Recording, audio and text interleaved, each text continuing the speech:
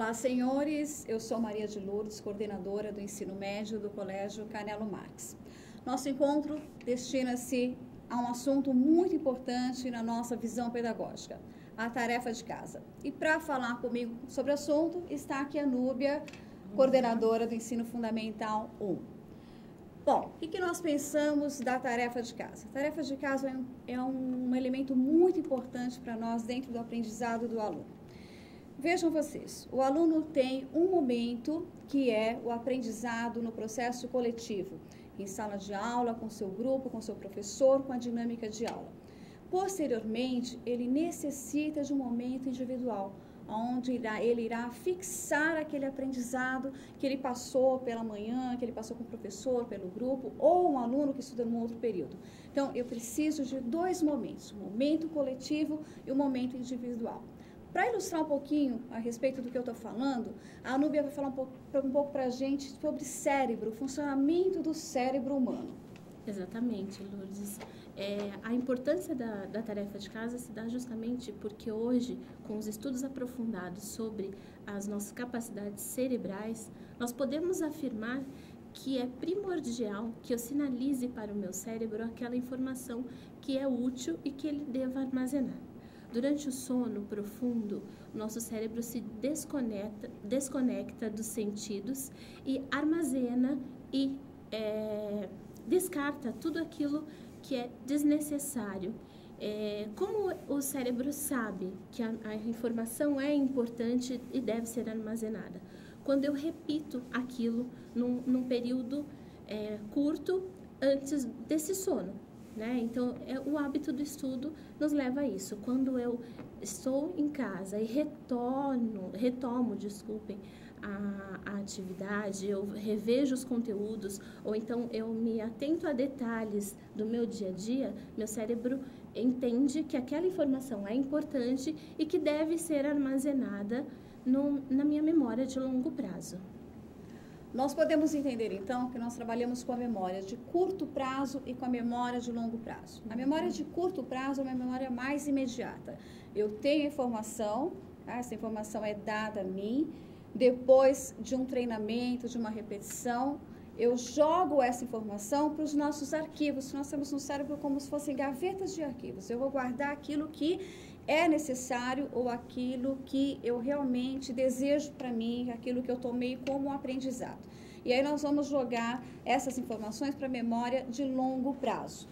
O que a Núbia está tentando colocar para a gente? O aluno, ele deve ter essa informação imediata, né?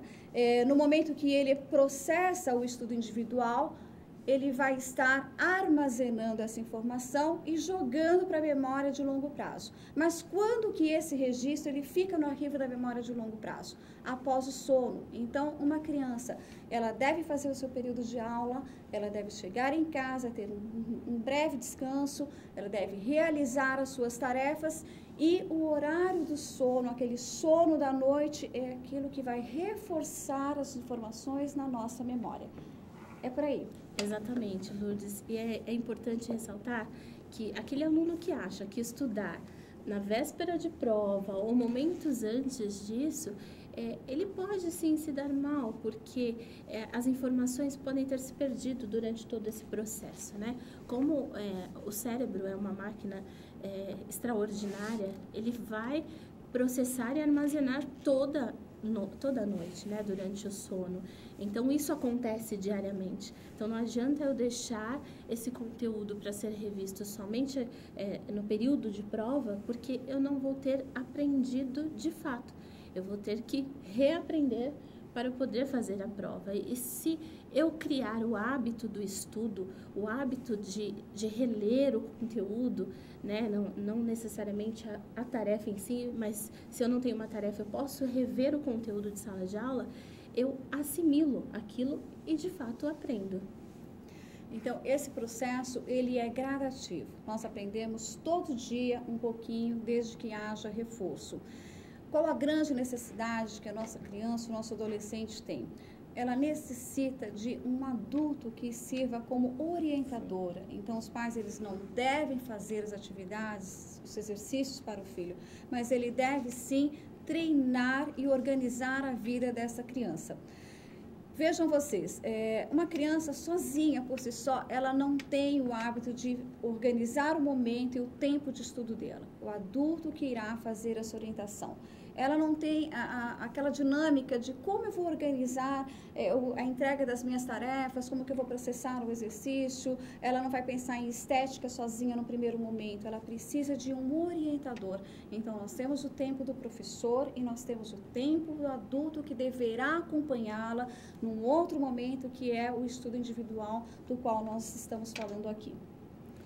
E uma questão muito importante de ser levantada, Lourdes, é a questão do estudo no dia, né? Nós falamos muito sobre o pessoal da manhã, período da manhã, ele consegue ter um tempo para estudo, para se dedicar a esse estudo, e o pessoal da tarde precisa organizar também a sua rotina para se dedicar, que seja 30 minutos por dia, para este estudo, para que o aprendizado realmente aconteça.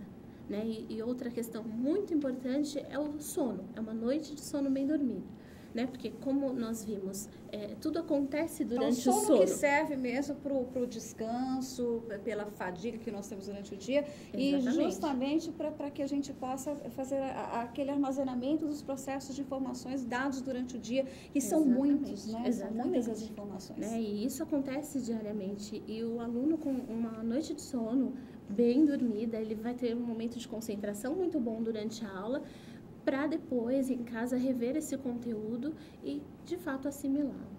Tá. O que é importante também, perceber que esta tarefa de casa, ela já é elaborada pelo professor no momento que ele prepara a aula, é elaborada pelo sistema apostilado que ele tem. Então, ela não pode ser em demasia, isso geraria um estresse muito grande e levaria a falta de interesse, ocorreria o que nós chamamos de desinteresse pelos estudos, desinteresse em estar trabalhando nesse processo individual em casa.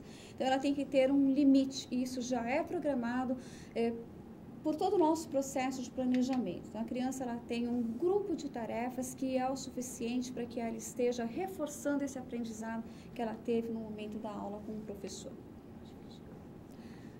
Bom, eu acho que fica aí o recado, tá? Acho que é um assunto assim, muito importante para ser tratado por nós educadores, é um assunto que deve se dar muita importância pelos pais. Então, nós fechamos aqui, deixamos um abraço a todos, até a próxima. Até a próxima.